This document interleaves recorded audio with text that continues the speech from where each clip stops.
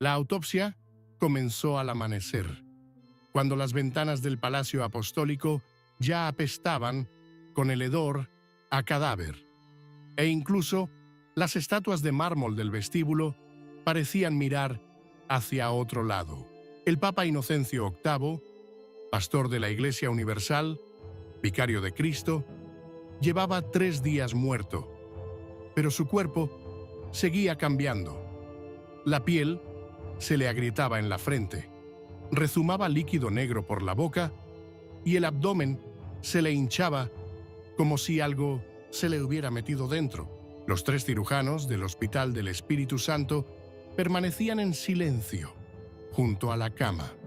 Sus dedos temblaban cuando uno de ellos levantó el bisturí. Ninguno de los prelados superiores estaba presente. Por orden extraoficial del camarlengo, los forasteros habían sido expulsados de las cámaras interiores el día anterior, y los 3 cardenales que habían llegado en secreto desde Aviñón se quedaron en el refectorio, aparentemente por indisposición. Los informes de los legados españoles decían: la corona del papado se ha desvanecido, y el temor por la sede del trono ha encadenado incluso a aquellos que vestían impecablemente la púrpura. 8 semanas antes de su muerte, su rostro ya había cambiado. En las reuniones del consistorio, Inocencio respiraba con dificultad. A menudo perdía el hilo del razonamiento y susurraba irritado oraciones en voz baja. La disminución de fuerzas se atribuyó a la vejez, pero pronto aparecieron en los asuntos de la Santa Sede las huellas de manos extranjeras. La orden de disolver la comisión sobre la herejía estaba firmada de puño y letra del pontífice, pero la tinta era de otro color y la letra más recta, sin la característica rotura en la A. Un chambelán llamado Claudio, interrogado 15 días después, testificó: nuestro padre no sabía lo que pasaba a su alrededor. Gritaba a las sombras, veía sangre en las paredes y pedía que cerraran las ventanas, que no estaban. Los médicos intentaron hacer frente al deterioro con métodos tradicionales. Ponían tiritas de mostaza al Papa, le drenaban la sangre 3 veces por semana y le untaban el pecho con ungüentos de incienso y plomo cocido. Uno de los monjes, entrenado para curar la bilis negra, le dio una poción de vinagre y óxido molido. El Papa la bebió y esa misma noche empezó a vomitar coágulos oscuros. Los criados dijeron que olía a carne podrida y a lana mojada. Cuando su pecho se puso rojo, los médicos pensaron que era un signo de putrefacción interna. Su temperatura corporal se mantenía alta, tanto como podían medir, aplicando paños húmedos y observando la evaporación. El testimonio del escriba decía: ya a la 3ª hora de la noche, el cuerpo ardía como si saliera de una cuba de brebaje. Gritó a la Madre de Dios y luego a su propia madre. Inocencio había caído en un estado de semidelirio en las últimas semanas. Se encerró en la capilla, manteniendo fuera incluso a los cardenales. Se le oyó hablar con los muertos. 2 veces se le encontró tendido en el suelo, desnudo, con las manos apretadas sobre el pecho. Su rostro estaba contorsionado por el sufrimiento hasta convertirse en una cruel mueca. Tenía llagas en la espalda. Un criado, interrogado 1 mes después, dijo: le lavaba la espalda y la piel se quedaba en el paño. Susurraba como si los demonios le royeran por dentro. Después de aquello, los guardias restringieron el acceso, oficialmente por el peligro de infección, extraoficialmente para que nadie pudiera ver el verdadero estado del pontífice. Durante esos mismos días, la lucha por el trono papal se intensificó. La facción española insistía en el nombramiento del cardenal de Mendoza, la francesa en un candidato de la Casa de Orleans. En el interior del palacio se llevaban a cabo negociaciones secretas. Uno de los nuncios, según notas encontradas en los archivos de Santa María in Trastevere, escribió: «El cuerpo aún no se ha enfriado, pero ya cuentan las voces». El cardenal Giuliano della Rovere, más tarde conocido como Julio II, llegó a Roma 2 días antes de la muerte de Inocencio, pero no entró en sus aposentos. Permaneció en la sombra, como un cazador que espera a que la bestia muera por fin. En la víspera de su muerte, el Papa llamó a su cámara a un monje exorcista. La prueba se encuentra en la correspondencia posterior del capellán.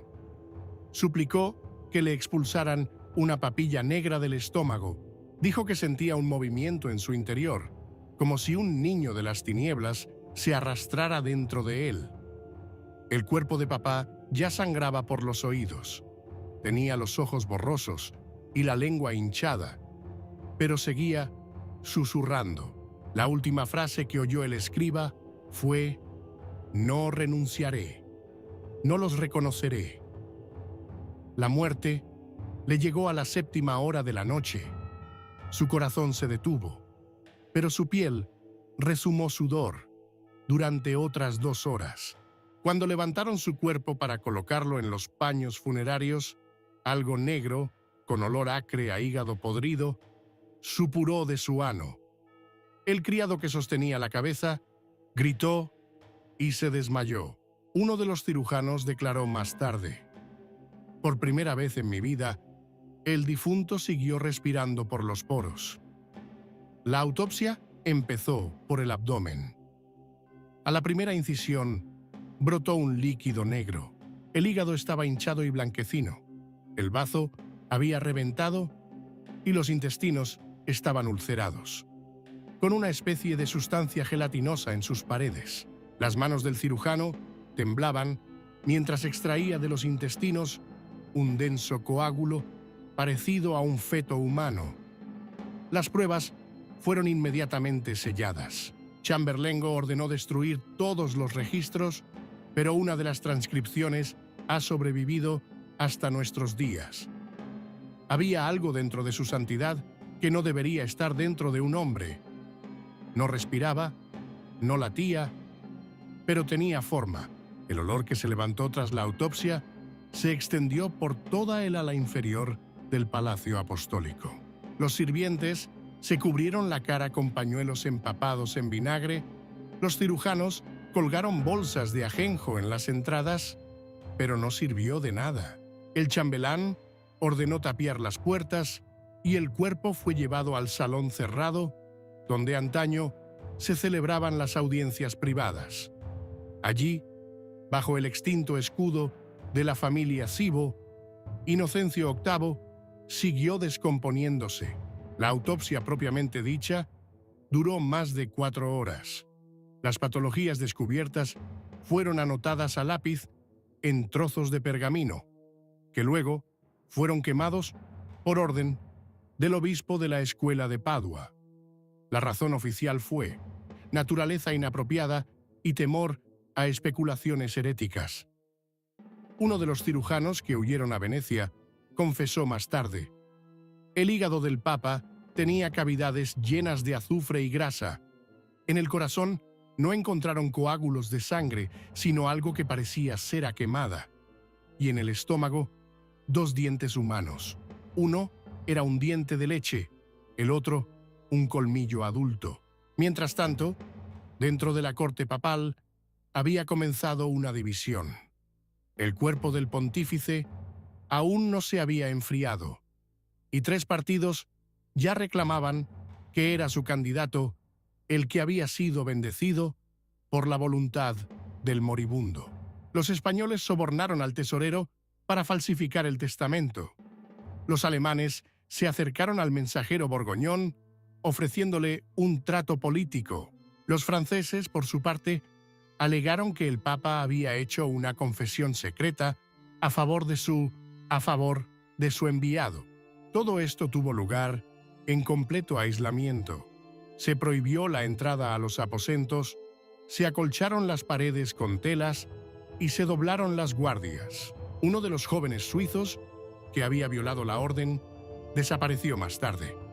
Su cuerpo fue encontrado en el Tíber, con el estómago abierto. Mientras tanto, el cuerpo de Inocencio empezó a cambiar. Al segundo día de la autopsia, la piel se oscureció y empezó a desprenderse en capas. Su pecho estaba cubierto de ampollas de pus que estallaban con un ruido al presionarlas. Los ojos estaban hundidos dentro del cráneo. De las fosas nasales rezumaba espuma sanguinolenta. Los vasos de cristal, donde los cirujanos habían colocado las entrañas, empezaron a resquebrajarse. Uno de los vasos, el que contenía el bazo, explotó literalmente. El cirujano, que recibió una herida de metralla en la palma de la mano, murió 6 días después con síntomas similares: fiebre, piel podrida, frenesí. Los consejeros eclesiásticos empezaron a insistir en el embalsamamiento inmediato. Sin embargo, la autopsia reveló que era imposible. Los órganos ya se habían desintegrado. Los tejidos no mantenían su forma. Lo único que quedaba era cubrir el cuerpo con resina y vendarlo. Pero cuando se aplicó al cuerpo un paño empapado en incienso, empezó a emitir vapor.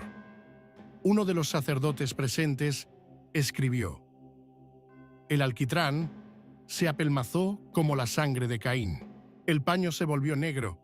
En el pecho quedó una marca en forma de estrella, como si alguien la hubiera cauterizado». El médico papal, Dr. Niccolo Torelli, escribió en una carta privada a su hermano: «Me inclino a pensar que el pontífice sufría de una inflamación interna del conducto biliar complicada por un envenenamiento de la sangre, pero la forma y composición de su putrefacción corporal sobrepasa la razón. Hemos conocido la gangrena, hemos conocido la descomposición, pero no una fiebre interna capaz de incendiar los ungüentos. Esto no es una enfermedad, es otra cosa». En esos mismos días, la gente en Roma comenzó a murmurar. La gente del pueblo decía que en los alrededores de Letrán había un olor que hacía morir a los pájaros. En Trastevere, a la entrada de una tienda, una mujer se desmayó, con la cara cubierta de manchas negras. Los comerciantes fueron bautizados. Los guardias intentaron dispersar a la gente, pero el rumor ya se había extendido.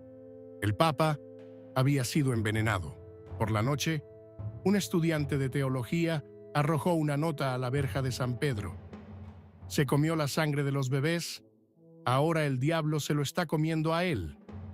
Los cardenales celebraron una reunión secreta en la cripta de la catedral. Discutieron cómo podrían explicar los signos inusuales sin caer en la tentación. La sugerencia fue atribuirlo a el milagro de la ascensión invertida, pero esta formulación fue muy criticada por algunos clérigos. El cardenal Di Santa María dijo: «Si decimos que su cuerpo arde por dentro, reforzamos a los protestantes. Si callamos, nos lo dirán ellos mismos».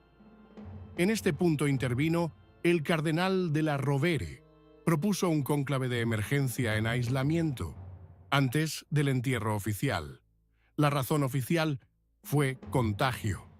La verdadera razón era el temor de que estallara un motín en las calles. Al amanecer, la misma mañana en que los restos del cuerpo de Inocencio empezaban a ser trasladados al ataúd, 3 correos partieron en distintas direcciones. Uno hacia Nápoles, otro hacia Florencia, otro hacia Venecia. Todos llevaban los sellos de la nueva distribución de influencias. Al anochecer, el ataúd estaba cerrado. Las piedras de la base del sarcófago habían sido mal encajadas. Había un vacío en el interior, y durante el traslado se oyó que los restos del cuerpo se movían con un sonido húmedo y sofocante. El ataúd fue sellado con 4 señales. No se permitió la presencia de testigos del pueblo, solo 3 cardenales, un chambelán y 5 soldados permanecieron en el funeral. Las velas ardían intermitentemente, una de ellas se apagó en cuanto comenzaron las oraciones. Esa misma noche, otros 2 participantes en la autopsia murieron en un hospital romano. El diagnóstico fue fiebre pútrida que se extendía desde los pulmones. Sus cuerpos estaban cubiertos de úlceras en el interior. La piel se desprendía de sus dedos. Uno de los pacientes deliraba. Me está hablando. Está dentro de mí. Inocente estaba muerto. Pero algo más comenzó a suceder. Continuaré con la tercera parte cuando confirme. El caos, después de la muerte y las consecuencias políticas. ChatGPT dijo, aquí está la tercera parte de la historia. Continuó estrictamente en el mismo estilo documental, inquietante e hiperrealista, sin desviaciones de la estructura establecida. El cuarto día, después de la muerte de Inocencio, una ola de calor asoló Roma. El aire se paralizó, aparecieron manadas de ratas en los barrios junto al Tíber y cerca de la Basílica de Letrán. El hedor era tan fuerte que los guardias estaban de servicio con máscaras hechas de cuero empapado. Los rumores se extienden por toda Italia. En Nápoles se decía que el Papa había muerto por una maldición infligida por los judíos. En Milán se decía que había sido envenenado con vino goteado de ciempiés y colas de ratón. Pero dentro del palacio sabían que la descomposición había comenzado mucho antes de la última exhalación. Del testimonio de Fray Leonardo, conservado en los archivos de Santo Nacio, cuando aún hablaba, pidió que su corazón fuera enterrado aparte. Decía que su cuerpo estaba maldito y era portador del mal. Sabía que no resucitaría. Pidió que nadie rezara por su alma. 3 días antes del funeral, los cardenales distribuyeron en secreto los tesoros papales, fundieron el anillo del pescador, rompieron los sellos y, en los cofres custodiados en las mazmorras del Palacio Apostólico, no solo se descubrió oro, sino también objetos incomprensibles, momias de animales, figuras de cera con agujas clavadas, un libro en una lengua desconocida y una bolsa de polvos. Su contenido, según un testigo, provocaba entumecimiento y manchas oscuras en la piel. El cardenal Mendoza, sospechoso de fabricar estos objetos, murió repentinamente. Durante la noche se le abrió la garganta y se ahogó con su propia sangre. Su cuerpo fue arrojado a la zanja común. Esto provocó el pánico. La noche siguiente se quemaron decenas de libros en los monasterios de Roma. Se cerraron los archivos y se prohibió salir de las celdas. En el Vaticano, solo velas, solo susurros. En la ciudad, a pesar de los guardias, comenzaron a congregarse multitudes. La gente traía velas, se bautizaba, lanzaba volutas de lana en dirección al palacio, un antiguo rito contra el despojo. Al atardecer del 7º día, la multitud intentó abrirse paso hasta la tumba. Los guardias abrieron fuego. Los muertos yacían justo debajo del escudo papal. Este incidente no quedó registrado en las crónicas oficiales, pero se conserva en la correspondencia privada del mensajero de Chartres. Gritaron que había un demonio en el cuerpo del Papa y exigieron una nueva autopsia.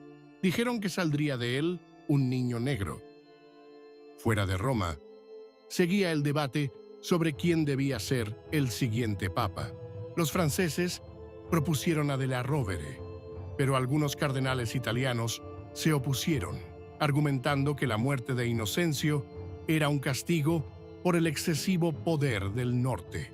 La facción alemana propuso un compromiso, pero estuvo a punto de ser expulsada. Mientras se leía su discurso, un olor acre recorrió la sala y uno de los presentes empezó a sangrar por los ojos. 3 testigos juraron haber visto sobre el altar una sombra fugaz que se asemejaba al rostro del pontífice fallecido. Al mismo tiempo, se publicó en Padua un tratado que fue prohibido inmediatamente después de su publicación, sobre la negrura del corazón y el ardor interior. El autor era un antiguo médico de la corte de Inocencio. Afirmaba que el corazón del difunto era como una esponja seca empapada en alquitrán y que la sangre no fluía, sino que gorgoteaba. También describió materia viva en los intestinos que se movía incluso después de la extracción y una vez en el recipiente rodeaba el vaso. Nadie lo confirmó, pero el tratado dio la vuelta al mundo.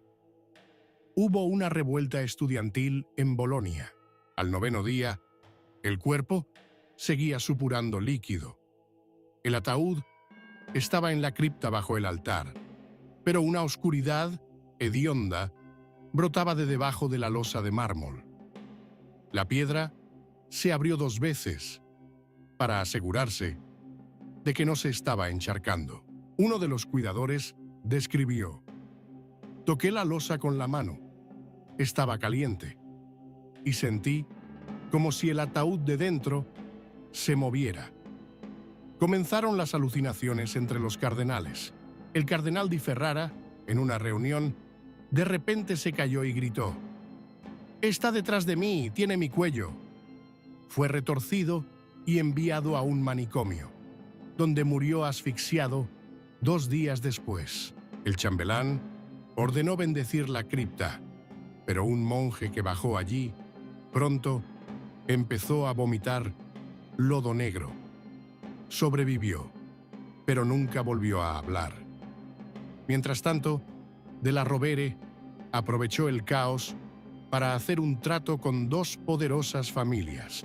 Prometió devolverles las tierras confiscadas por Inocencio y permitir a sus hombres en las nuevas comisiones financieras.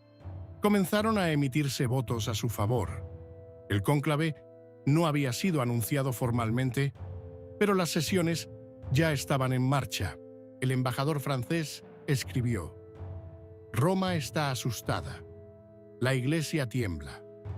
Y así será elegido quien prometa estabilidad, aunque tenga las manos cubiertas de sangre». En las calles corrían rumores de que Inocencio no estaba muerto, que había pasado a la clandestinidad para volver, que su cuerpo no era un cuerpo, sino un recipiente. La gente se reunió de nuevo fuera de la catedral. Las piedras volaron a través de las ventanas. Alguien gritó: «Se está pudriendo», pero su voz se oye en sueños. La multitud se dispersó, pero 3 de los monjes más jóvenes, que sirvieron en el entierro, desaparecieron. Nunca se les encontró. Al 12º día de su muerte, el sarcófago se resquebrajó. La piedra estaba llena de grietas. El interior olía a carne y azufre. Chamberlain ordenó tapiar la entrada, pero la losa permaneció torcida. Esa misma noche apareció una inscripción en el muro de la catedral: «No está perdonado. No descansa». El 13º día, después de la muerte de Inocencio VIII, se inició en el Vaticano un movimiento de revisión de doctrinas clave. De la Rovere, que tenía el apoyo no oficial de la mitad de los cardenales, insistió en que se convocara un nuevo concilio. En realidad, para consolidar su poder, incluso antes de ser elegido oficialmente, presentó un manuscrito escrito de puño y letra de Inocencio.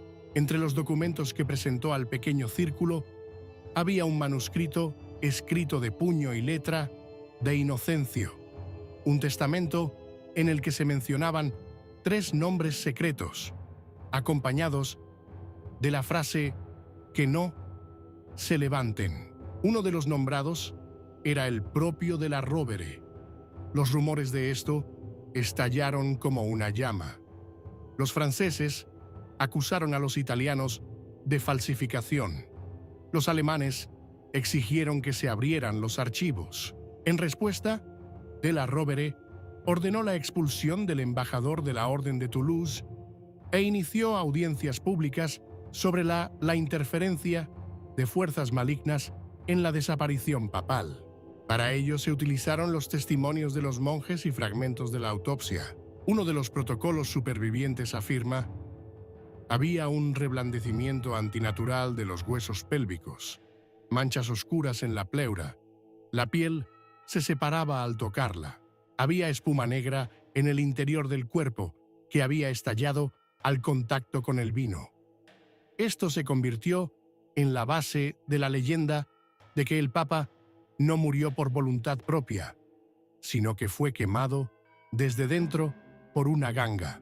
Los criados que habían servido al difunto empezaron a desaparecer. De los 27 interrogados, 16 fueron enviados a monasterios para un arrepentimiento silencioso.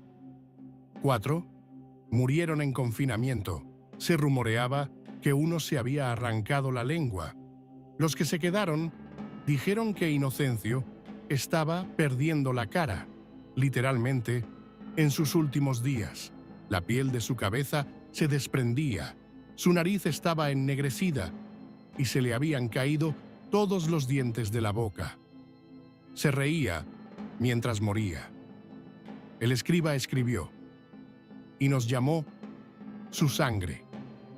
Fuera de Roma, otras fuerzas comenzaron a agitarse. El Senado veneciano propuso convocar un consejo sin Roma.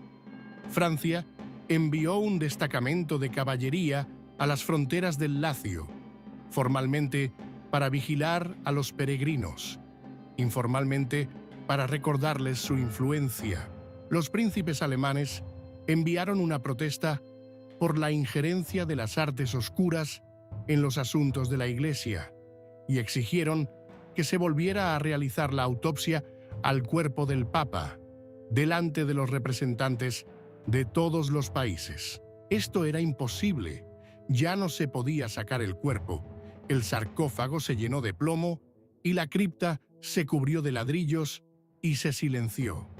El chambelán se negó a entregar la llave. Entonces se habló de desinfección.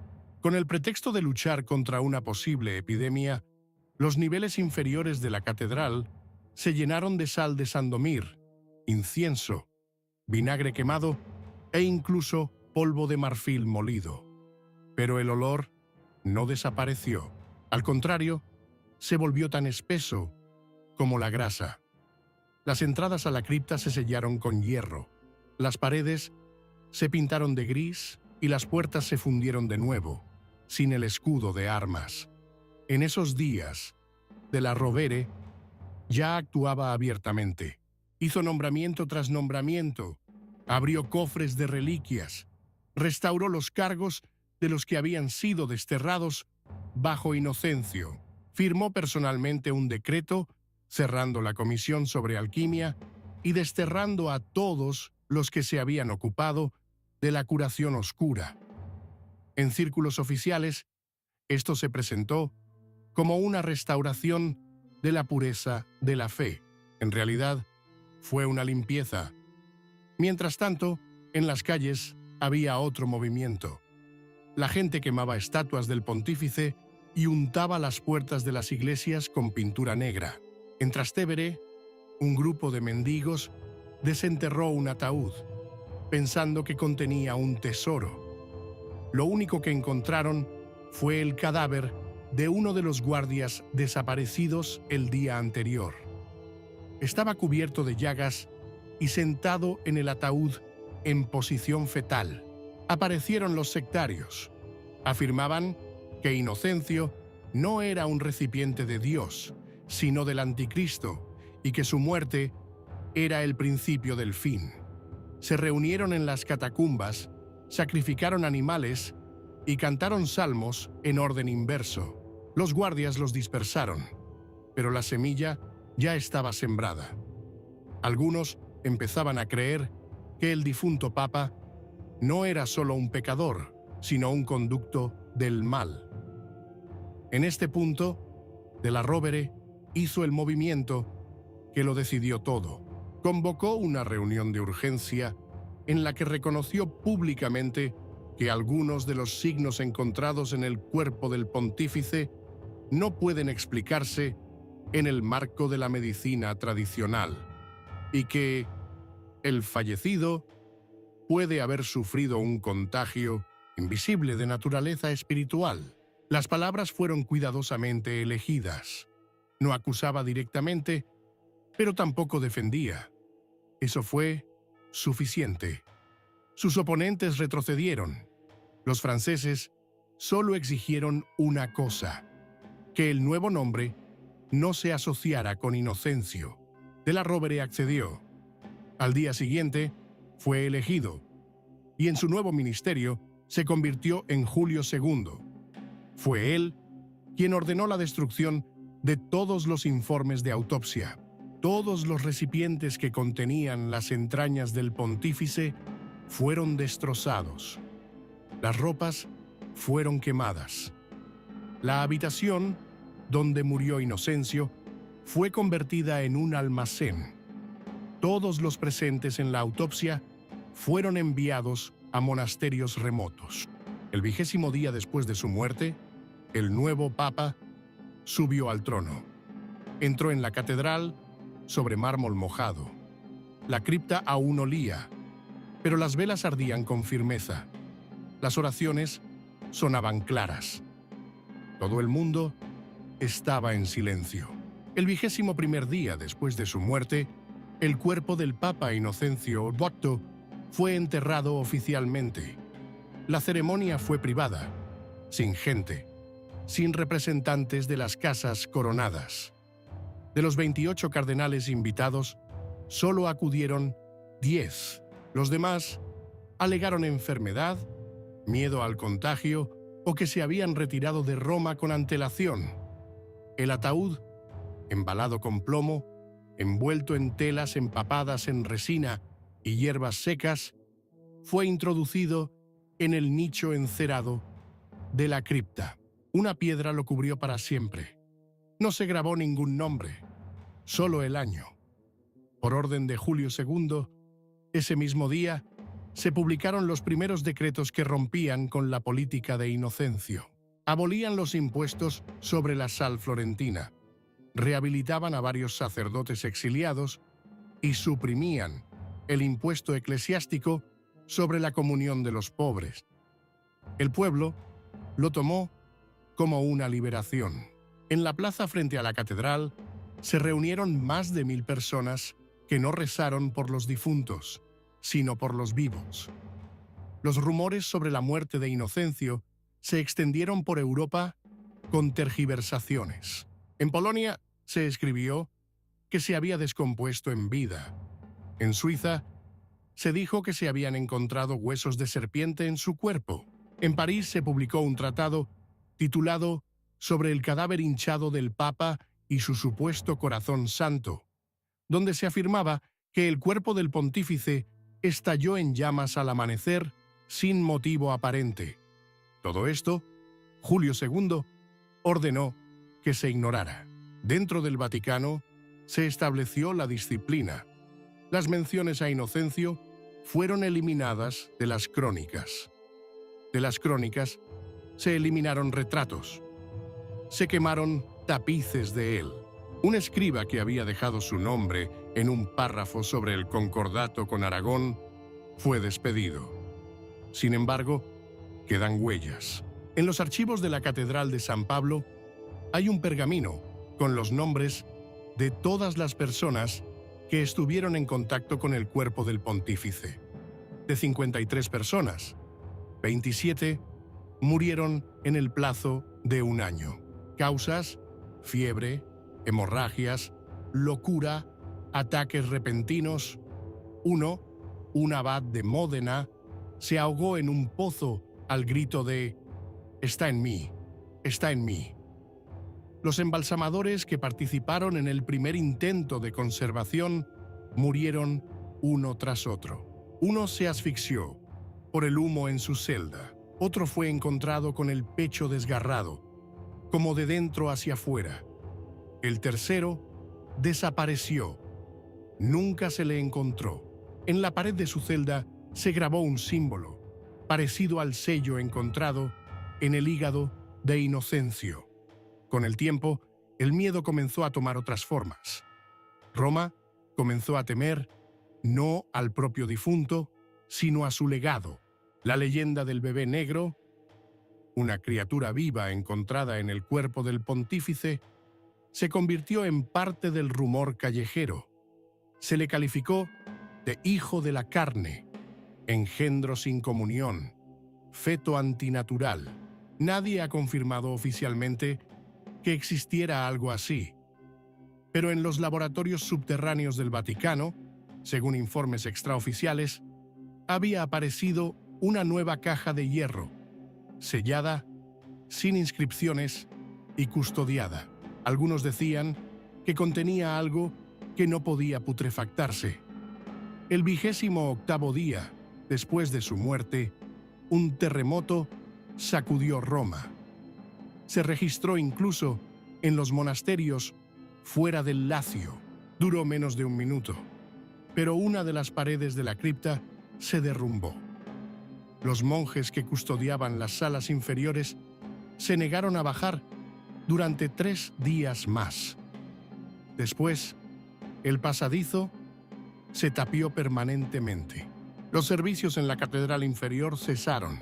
Un año después de estos acontecimientos, Julio II pronunció un discurso en el que denunciaba indirectamente el reinado de Inocencio como una época de confusión y decadencia, sin mencionar su nombre ni sus hechos. Este discurso se transcribió posteriormente en una crónica oficial, bajo el título Restauración del Orden.